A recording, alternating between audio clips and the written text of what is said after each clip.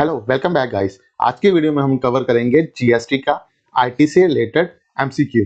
कि हम जीएसटी में जो आईटीसी क्लेम करते हैं उसके बेसिस पे जो एमसीक्यू आप ड्यूरिंग द इंटरव्यू आपसे पूछे जा सकते हैं, कुछ ऐसे टिकी क्वेश्चन, तो उसी के बेस पे ये पूरी वीडियो रहेगी। चलिए स्टार्ट करते हैं हम पहले एमसीक्यू से। ठीक है, हमारा फर्स्ट का एमसीक्यू है ITC on IGST can be used to set off which tax liability first. ठीक है, अब वो इसमें क्या कंसेप्ट बताया गया है कि आईजीएसटी को सेट ऑफ सबसे पहले किस लायबिलिटी के साथ सेट ऑफ कर सकते हैं हम? आईजीएसटी। हम सभी को रूल पता होना चाहिए, सबसे पहले जो भी जीएसटी आईजीएसटी सेट ऑफ होता है आईजीएसटी के साथ, और देन फिर यूज होता है सीजीएसटी एंड देन एसजीएसटी।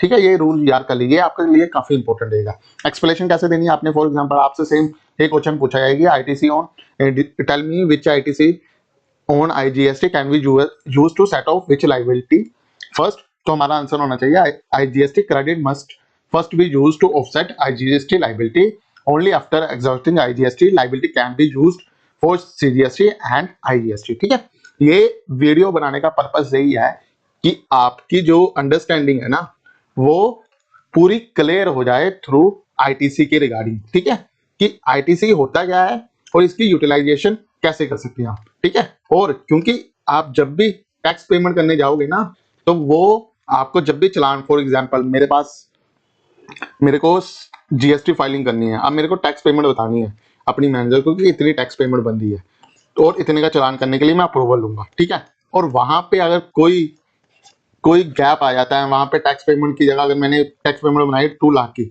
वहां पे 2 लाख ना होकर 2.5 लाख हो जाए तो वो डायरेक्टली क्वेश्चन मेरे को कर देगा कि ये 50,000 क्यों बढ़ गया। अब यहाँ तो मेरी अंडरस्टैंडिंग क्लियर नहीं थी या मेरे कुछ एरर था। ठीक है, तो ये एरर ना हो इसलिए जो सेट ऑफ की कैलकुलेशन है ना पूरे ध्यान से करना। आप ये कैलकुलेशन आज के वीडियो में प्रॉपर आप सीख जाएंगे। ठीक है, अब then after IGST liability is fully set of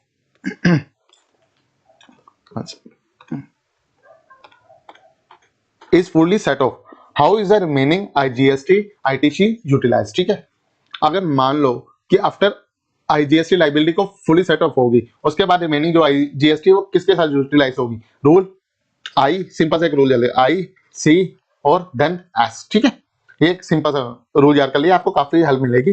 first वो CGST and then SGST. Explanation कैसे देनी है आपने? IGST credit must be first use for CGST liability and then for SGST liabilities. ठीक है, अब देन आगे बढ़ते हैं हम। हमारी थर्ड जो एमसीक्यू रहेगा, which of the following can be set off using CTC CGC ST ITC. ठीक है, ऑप्शन क्या रहेंगे? IGST only, then option B IGST only, then C option CGST and IGST, और फोर्थ ऑप्शन है हमारा CGST IGST और HGST. ठीक है, अब इसमें कौन सा ऑप्शन पूरा सही है? CGST and IGST. ठीक है, आईजीएसटी का तो रूल तो हमने समझ लिया, आईजीएसटी का क्या रूल है यहाँ पे एक देता हूँ आपको, सीजीएसटी प्लस एचजीएसटी। ठीक है, अब सीजीएसटी का क्या रूल है? ठीक है, सी प्लस आई और एस का रूल रहेगा एस प्लस आई। ठीक है, मतलब सिंपल सा ये अंडरस्टैंडिंग क्लियर कर लीजिए, आईजीएसटी जो सबसे पहले सेट ऑफ होगा आईजीएसटी के साथ, फिर देन सेट ऑफ होगा सीजीएसटी के साथ और देन सेट ऑफ होगा एचजीएसटी के साथ। सीजीएसटी पहले सेट ऑफ होगा सीजीएसटी के साथ, देन सेट ऑफ होगा आईजीएसटी के साथ, और फिर रिमेनिंग एस सेट ऑफ होगा एचजीएसटी के साथ और देन सेट ऑफ होगा आईजीएसटी के साथ। और एक चीज का हमेशा ध्यान रखना है, सीजीएसटी कभी एचजीएसटी के साथ सेट ऑफ नहीं होगा और एसजीएसटी कभी सीजीएसटी के साथ सेट ऑफ नहीं होगा। ठीक है, ये प्रॉपर ध्यान में रखना है। तो इसका आंसर क्या रहेगा? CGST and IGST. Answer C.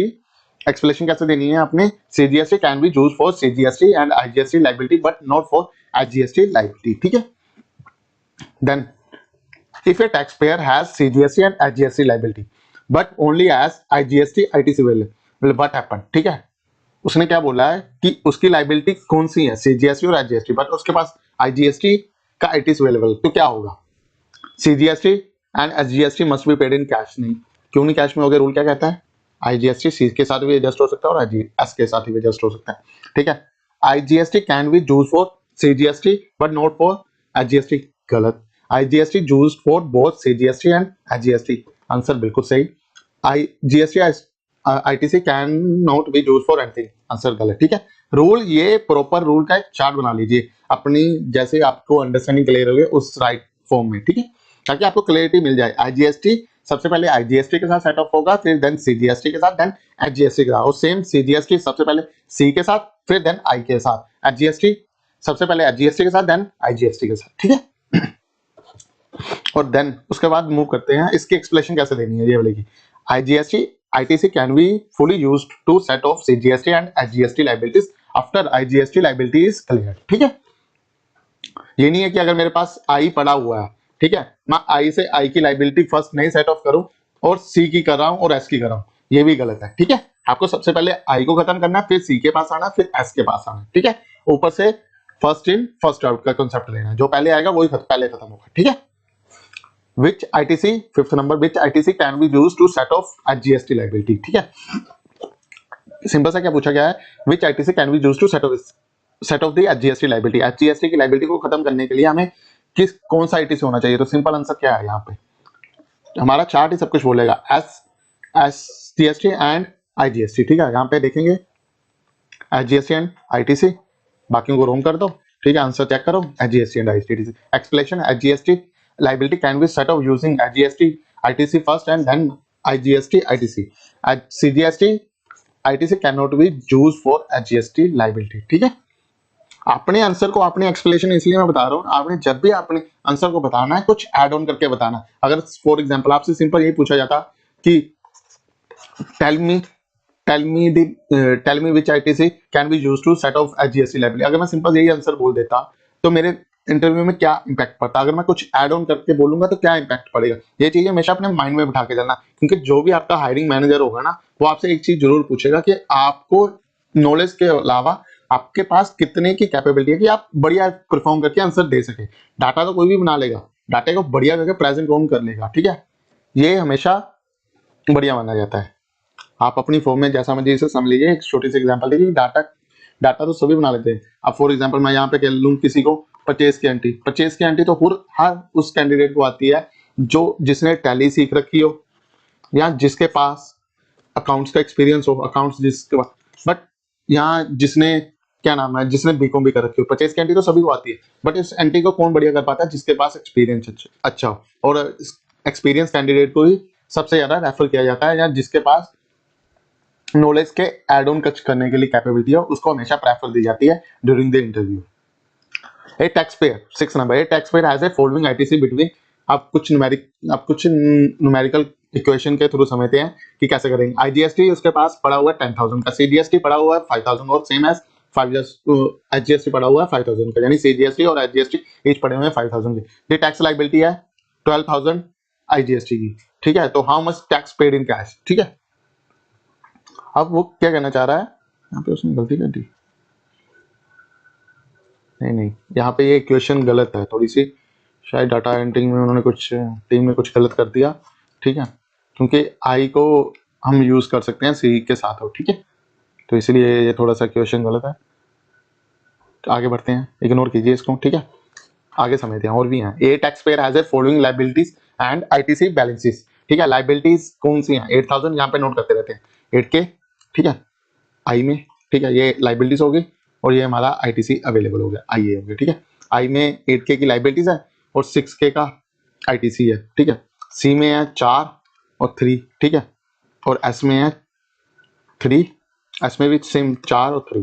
Balance कितना पेबल बन गया, पेबल बनेगा क्योंकि 2 पॉजिटिव फिगर है 1 1, ठीक है। टोटल पेबल कितना आएगा 4,000। यहाँ पे उसने यही बोला ना कि टोटल पेमेंट कितना कैश करने के लिए बोला गया, ठीक है। लाइबिलिटी उसने बोला कि 8,000 4,000 4,000 है और ITC अवेलेबल है 6,000 3,000 3,000, ठीक है। ये ITC अवेलेबल हो गया और ये लाइबिलिटी हो गई और ये बैलेंस हो गया। कितना पे करना पड़ेगा 4,000। 4,000 क्यों, यहाँ पे सेम इक्वेशन उसने बता दी, ठीक है। और यहाँ पे हमने सॉल्व करके उसको उस आंसर को वेरीफाई भी कर लिया, ठीक है। अब आगे, ITC on CGST cannot be used to pay which of the following, ठीक है। उसने सिंपल सा हमसे ये पूछा है कि CGST का ITC हम किस फॉलोइंग ITC के साथ पे नहीं कर सकते। क्या आंसर रहेगा हमारा HGST, ठीक है।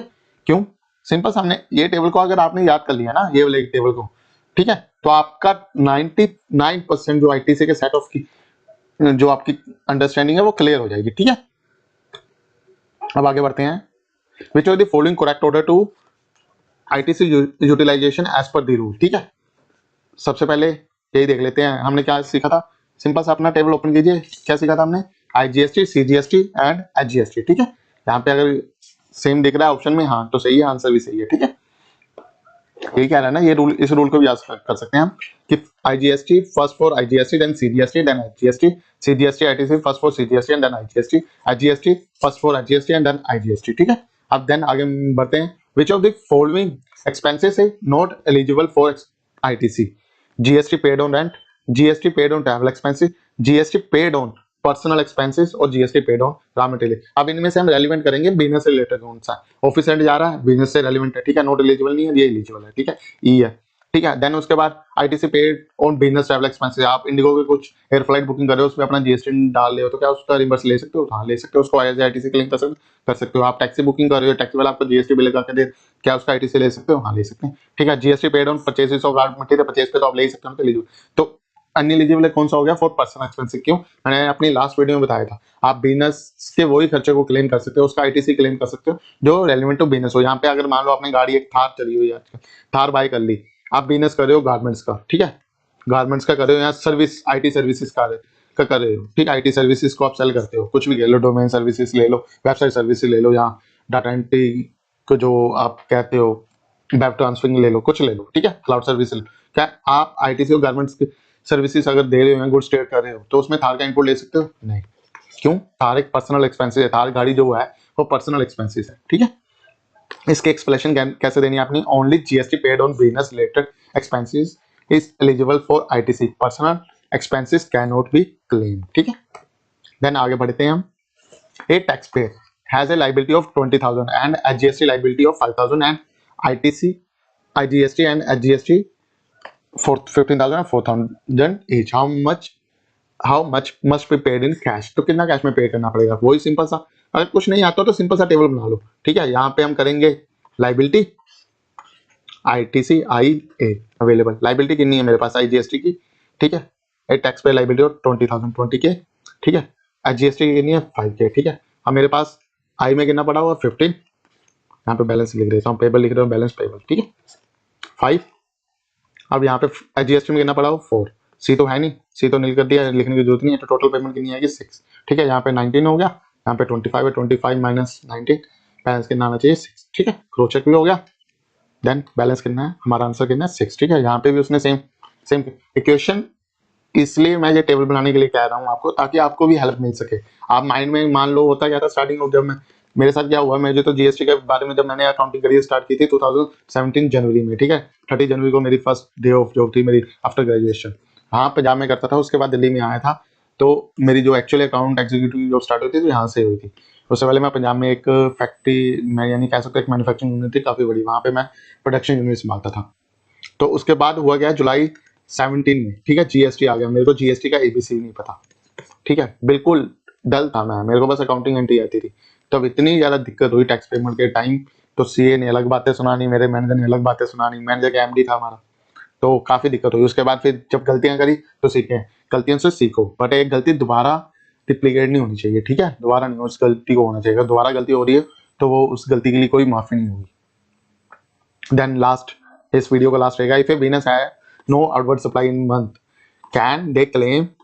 Can they still claim ITC? अगर बिजनेस के पास उस मंथ में कोई आउटवर्ड सप्लाई नहीं है, ठीक है, तो वो क्या आईटीसी को क्लेम कर सकता है? हाँ, यस। क्या आंसर आना चाहिए यहाँ पे? पहले वो देखते हैं option, yes it ITC can be carry forward, हो सकता है या नहीं हो सकता? क्वेश्चन मार्क डालते हैं। No ITC can, no must be claimed immediately, ठीक है, गलत। ITC expired if not use in the same month, गलत। ठीक है, आईटीसी इज रिफंडेड ऑटोमेटिकली, नहीं, कभी नहीं मिला, ये भी नहीं कभी होता और ये भी नहीं होता। तो आंसर क्या रहेगा हमारा? ITC can be carry forward. ठीक है, अगर आपने सेम मंथ की, आईटीसी का क्या बेनिफिट क्या है? जीएसटी लाने को सबसे पहले बेनिफिट क्या था आपको पता होना चाहिए। जीएसटी से पहले वैट था, ठीक है, वैल्यू एडेड टैक्स जिसे बोला जाता है। ठीक है, उसके बाद एक टैक्स और था सीएसटी, ठीक है, सेंट्रल सेल्स टैक्स, ठीक है, जो इंटरस्टेट के लिए यूज होता है। उसके बाद एक और था सर्विस, ठीक है, और सर्विस के बाद था एक्साइज। ठीक है, एक्साइज किन पे एप्लीकेबल था? मैन्युफैक्चरिंग यूनिट पे। सर्विस किन के लिए एप्लीकेबल थी? आईटी सेक्टर वालों के लिए। सीएसटी कितने के लिए? सीएसटी और वैट उनके लिए एप्लीकेबल था जो इंट्रास्टेट और इंटरस्टेट करते थे। अब इनका क्या डिसएडवांटेज थी? अगर मैं वैट का ले रहा हूं तो मैं आई सर्विस और एक्साइज का क्या ही करूंगा, मेरी अगर आउटवर्ड सेल ही वैट में जा रही है तो मैं एक्साइज का इनपुट लेकर करूंगा ही क्या। तो ये डिसएडवांटेज थी। और फेक सर्विस क्रेडिट इतना फैला हुआ था मार्केट में, कोई हिसाब नहीं, क्योंकि इसकी रिटर्न रिकनसाइल ही नहीं हो रही थी। और जीएसटी आने का मेजर रीजन ये 4 टैक्स थे। ये इतने अनऑर्गेनाइज थे कि अगर वैट की रिटर्न आप चाहो तो आप 100 टाइम इस रिटर्न को रिमोडिफाई कर सकते हो, जितनी मर्जी बारी रिमोडिफाई हो, कोई अनलिमिटेड नहीं, ठीक है। और सीएसटी सी फॉर्म, ठीक है, एफ फॉर्म, ये इतने जंजेले थे इन टैक्स को लेकर। ये इन्हीं टैक्स की बदौलत जीएसटी आया, और जीएसटी आने से हमें जो छोटे मैन्युफैक्चरिंग थे उनको काफी बेनिफिट हुआ, ठीक है। फॉर एग्जांपल अगर मेरा एक मैन्युफैक्चरिंग यूनिट है, वो एक्साइज लगा के दे रहा है, ठीक है। अगर बड़ी यूनिट है, कुछ भी आप मान लो, फॉर एग्जांपल मैं यहाँ पे एक घी का डिब्बा ही ले लेता हूँ, ठीक है। तब था एक्साइज उस पर, शायद घी के डिब्बे आया, मैं जूम कर रहा हूँ कि इस पर एक्साइज लगता था। अब ये आया रिटेलर के पास, रिटेलर ने तो 12.5% तब लगता था, एक्साइज दे दिया। अब जब बेचेगा तो अलग से 5 रुपए अपनी जेब से देगा, वो इस 12.5 रुपए का जो उसने एट दी टाइम मैन्युफैक्चरिंग दिया इसको यूटिलाइज नहीं कर पाएगा। तो जीएसटी में क्या हुआ, जीएसटी में आप जितना, फॉर एग्जाम्पल मैंने कुछ भी बाय किया 100 रुपए का, अगर उस पर 5 रुपए लगा, ठीक है, तो 5 रुपए तो मेरे को एज ए आईटीसी मिल जाएगा, ठीक है। आईटीसी मिल गया, ठीक है, आईटीसी, ठीक है। और जब मैंने सेल की 200 रुपए की, ठीक है, मैंने फिर 5 रुपए दिया, तो मेरी जीएसटी थी 10 रुपीज। अब 5 रुपए तो मेरे पास पड़ा हुआ था, अब मैंने गवर्नमेंट को कितना पे करना है, 5 रुपए, ठीक है। ये 5 रुपए का तो फायदा हो गया ना रिटेलर को। तो यही कॉन्सेप्ट था जीएसटी को लाने में, ठीक है। और जीएसटी का इनपुट हमेशा कैरी फॉरवर्ड होता है, ठीक है। आज की वीडियो के लिए इतना ही। अगर किसी का डाउट हो, कुछ भी हो, आपके काफी कमेंट्स आ रहे हैं अलग अलग वीडियो को लेकर, मैं सारी वीडियो, ट्रस्ट मी, ये मेरे चैनल को अभी स्टार्ट हुए 1.5 मंथ के निर्वाही हुआ। अगर मैं 1 साल तक रुक जाता हूँ, अगर मेरा ये डेडिकेशन चलता रहा, तो मैं फ्री ऑफ कॉस्ट, ट्रस्ट में, एफओसी बेसिस पे आपको सारा अकाउंट्स पेबल से लेकर एआर तक जो होता है अपर लेवल एज से असिस्टेंट। अभी right now I am working as a assistant manager in AP और एआर प्रोफाइल, अभी मेरे पास दोनों प्रोफाइल आ चुकी है, तो मैं आपको सारा कवर करवाऊंगा। बट मेरी भी एक छोटी सी है कि आप वीडियो को प्लीज लाइक, शेयर और सब्सक्राइब करें, ताकि मेरे को भी थोड़ी सी मोटिवेट हो। आपके कमेंट आते हैं, मेरे को भी अच्छे लगते हैं जब मैं उन कमेंट का रिप्लाई करूँ। सच में इतना ज्यादा खुशी नहीं मिलती जब मैं आपके, कहीं नहीं मिली जब मैं आपके कमेंट का रिप्लाई करने पे मिलती है। तो इसलिए प्लीज वीडियो को जब भी देखें आप लाइक या कमेंट जरूर करें। Thanks for watching.